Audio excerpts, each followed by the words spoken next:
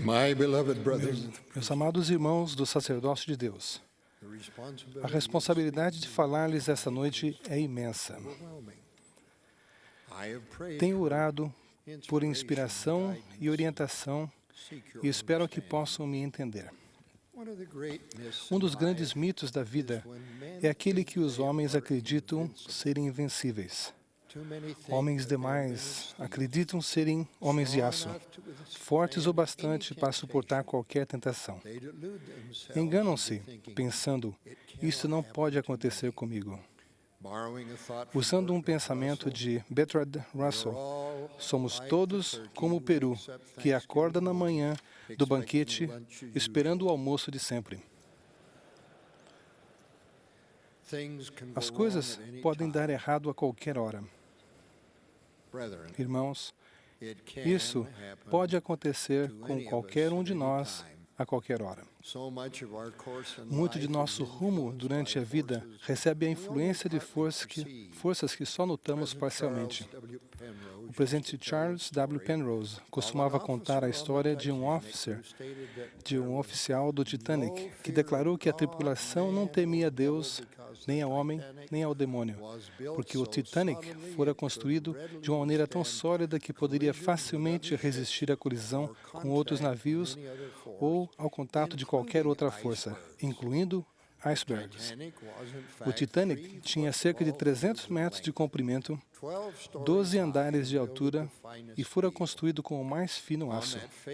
Naquela noite trágica de 14 de abril de 1912, outros navios comunicaram que havia gelo à frente. Ainda assim, o Titanic continuou a aumentar a sua velocidade, navegando pelo frio Oceano Atlântico. Quando os vigias perceberam o iceberg, era tarde demais. O Titanic não conseguiu manobrar a tempo e o iceberg passou arranhando todo o lado este-bordo do navio, causando uma série de perfurações. 2 horas e 40 minutos mais tarde, o recém-construído Titanic foi a pique rumo ao fundo do oceano. Mais de 1.500 pessoas morreram afogadas. Em geral, 1/8 do iceberg fica fora da superfície da água. O gelo em seu centro é muito compacto e mantém 7,8, os 7/8 do iceberg submerso. A mesma coisa que ocorreu com o Titanic quando encontrou o iceberg pode ocorrer a nós. Com muita frequência, vemos apenas parte do perigo que está adiante. A história está repleta de exemplos de homens que eram talentosos e capazes, mas que, em um momento de fraqueza, jogaram fora uma vida promissora. O rei Davi é um exemplo trágico. Quando jovem, ele era belo, corajoso e possuía grande fé. Ele matou Golias, o gigante assustador. Tornou-se rei. Possuía tudo o que um homem poderia desejar. Apesar disso, quando viu Betsaba, ele a desejou muito, embora ela fosse esposa de outro homem. Ele fez com que o marido dela, Urias, o Heteu, fosse mandado para a frente da maior força de peleja para que fosse morto. Urias morreu em batalha e Davi casou-se com Betsaba. Como consequência desse ato vil, Davi perdeu sua herança espiritual. Todo o bem que Davi realizou foi negado, e em grande parte porque ele se permitiu sucumbir a um defeito pessoal. Certa vez, ouvi um homem dizer a seus filhos, consigo dirigir mais próximo da borda do precipício do que vocês, porque tenho mais experiência. Ele pensava que estava em controle, mas na verdade estava ignorando o perigo real da situação. O problema de usar a experiência como guia é que, em frequência, o exame final vem primeiro e a lição vem depois. Algumas pessoas acham que a idade e a experiência fazem com que seja mais fácil resistir à tentação. Isso é uma falsidade. Lembro-me de ouvir o presidente J. Reuben Clark, Jr. contar a respeito de uma ocasião em que sua filha ia sair com alguém. Ele pediu-lhe que voltasse para casa até uma certa hora. Irritada com esse lembrete constante, a adolescente exclamou, papai, qual é o problema? Não confia em mim? Sua resposta deve ter parecido chocante. Ele disse, não, minha filha, não confio em vocês. Não confio em mim mesmo. Para que algumas coisas não possam acontecer conosco, sugiro que aprendamos com o conselho do presidente Spencer W. Kimball. Desenvolvam a autodisciplina para que, mais e mais, não tenham que decidir e decidir novamente o que farão. Porque, quando se defrontarem com as mesmas tentações, uma vez atrás da outra, precisam apenas decidir certas coisas uma vez só. Que grande bênção é ficar livre de se angustiar por causa de uma tentação. Isso consome tempo e é muito arriscado. Alguns talvez racionalizem pensando, apenas uma dose de droga não vai me afetar. Isso pode parecer inofensivo, mas, por favor, entendam o quanto as drogas são poderosas. Um viciado me disse o seguinte: não há uma forma de controlar as drogas, elas o controlam. A primeira vez, em geral, não se sente nada, mas é aí que elas o agarram.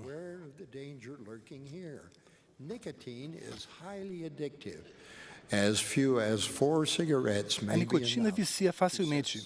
No máximo, 4 cigarros já podem ser o suficiente para colocar alguém a caminho de se tornar um fumante regular.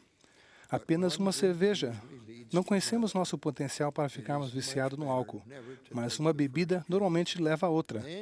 E é muito melhor nunca tomar o primeiro copo, porque assim vocês saberão que não serão levados a beber mais. Comprar só um bilhete de loteria, esse é um vício mais sutil do que os demais. Talvez não ache que os jogos de azar viciem, porque não é uma substância que o corpo ingere. Mas como alguém escreveu recentemente, as pessoas que jogam arriscam mais do que apenas os seus dinheiros. Sua vida, sua família, então, estão em perigo também.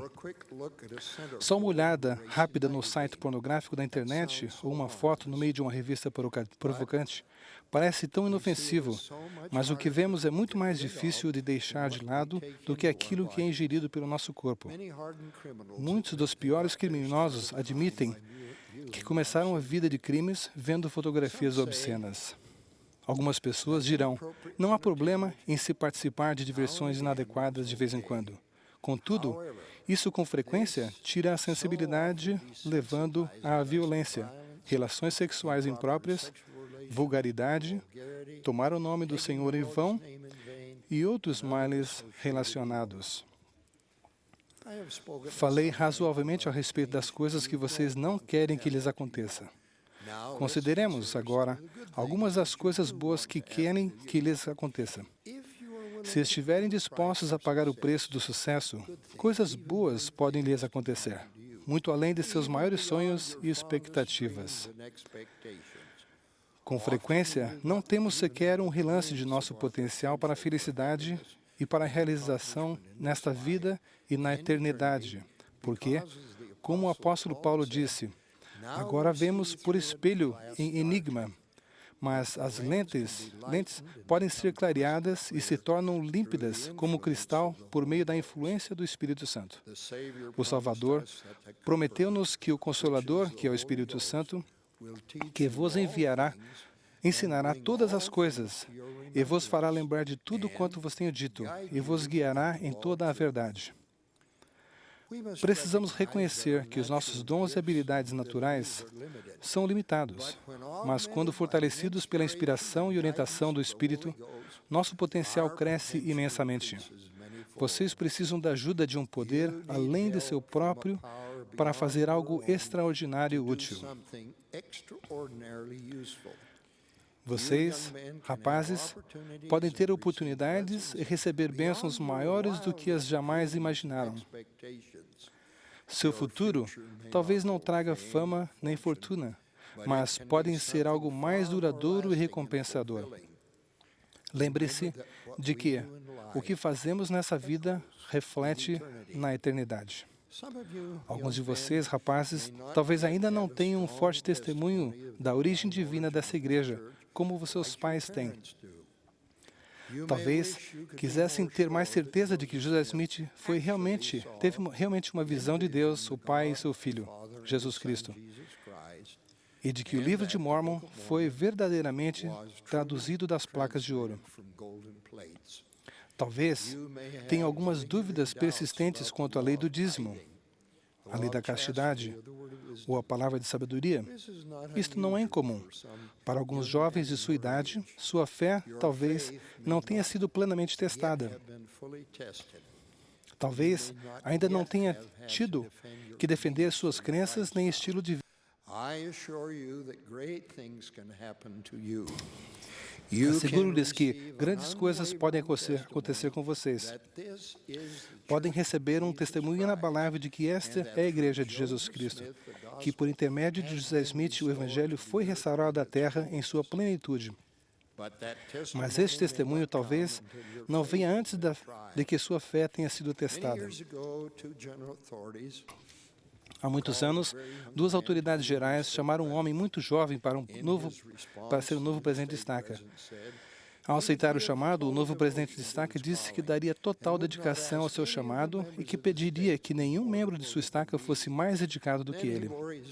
Então prestou seu testemunho de que acreditava no Evangelho com todo o coração e estava disposto a vivê-lo.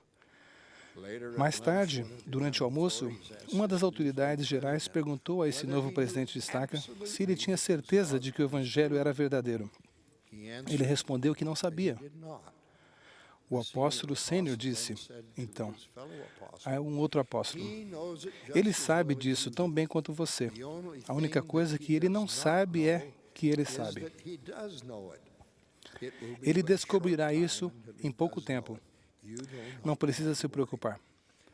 Pouco tempo depois, o novo presidente da estaca testificou após uma experiência espiritual.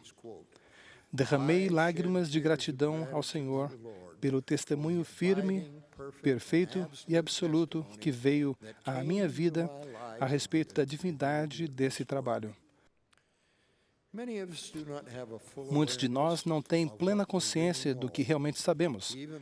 Muito embora o Evangelho nos tenha sido ensinado, talvez não tenha plena consciência de que o Senhor colocou em nosso interior e escreveu em nosso coração. Como rapazes do convênio, vocês são herdeiros de grandes promessas. Vocês têm a oportunidade de tornarem-se mais do que rachadores de lenha e tiradores de água. Não afirmo ter uma compreensão absoluta de todos os princípios do Evangelho, mas cheguei ao conhecimento seguro da divindade e da autoridade dessa igreja. Esse conhecimento chegou a mim gradualmente, linha por linha e preceito sobre preceito. E agora sei o que sei. Da mesma forma, eu sei que vocês podem vir a saber o que sabem. Isto pode acontecer com vocês. O conhecimento vem por meio de fé. Hoje em dia, precisamos conhecer a veracidade do que estava nas placas de ouro, sem tê-las visto. Elas não estão à nossa disposição para que a vejamos ou toquemos, como fizeram as 3 testemunhas ou as 8 testemunhas. Alguns dos que realmente viram e tocaram as placas não permaneceram fiéis à igreja. Ver um anjo deve ter sido uma grande experiência, mas é muito mais importante chegar ao conhecimento da divindade do Salvador por meio da fé e do testemunho do Espírito. Vocês também podem vir a saber o que sabiam como filhos valorosos de Deus na existência pré-mortal. Isso pode acontecer a vocês, mas não acontecerá automaticamente. Você terá que exercer a fé. A única forma de adquirir conhecimento espiritual e mantê-lo ardente vivamente é sendo humildes, devotos, esforçando-se diligentemente para guardar todos os mandamentos. Durante a abertura dos recém-concluídos Jogos Olímpicos de Inverno de 2002 em Salt Lake City, o Coro Tabernáculo Mormon e a Orquestra Sinfônica de Utah apresentaram uma composição musical majestosa, especialmente composta por John Williams, para ser o tema musical oficial dos Jogos. Era intitulado Chamado aos Campeões. As primeiras palavras emocionantes dessa composição são: sítios, querendo dizer mais rápido. Altius, querendo dizer mais alto. E fortius, sendo mais forte, que são o lema olímpico oficial desde 1924. Irmãos do sacerdócio, vivemos em uma época maravilhosa. Jamais na história da Igreja observamos mais testemunhos da veracidade dessa obra sagrada. Temos nossos difamadores e críticos, como sempre tivemos. Mas jamais a Igreja escalou mais alto, moveu-se mais rapidamente ou tem sido mais forte na realização de sua missão. Agora, chegou a hora de todos nós nos elevarmos e prosseguirmos. Chegou a hora dos chamados campeões, na obra de Deus, e precisamos também sermos mais rápidos, trabalhando com mais insistência, mais alto, esforçando-nos para atingirmos metas espirituais mais grandiosas e mais fortes, confiando na força de Deus. Isso pode acontecer a vocês.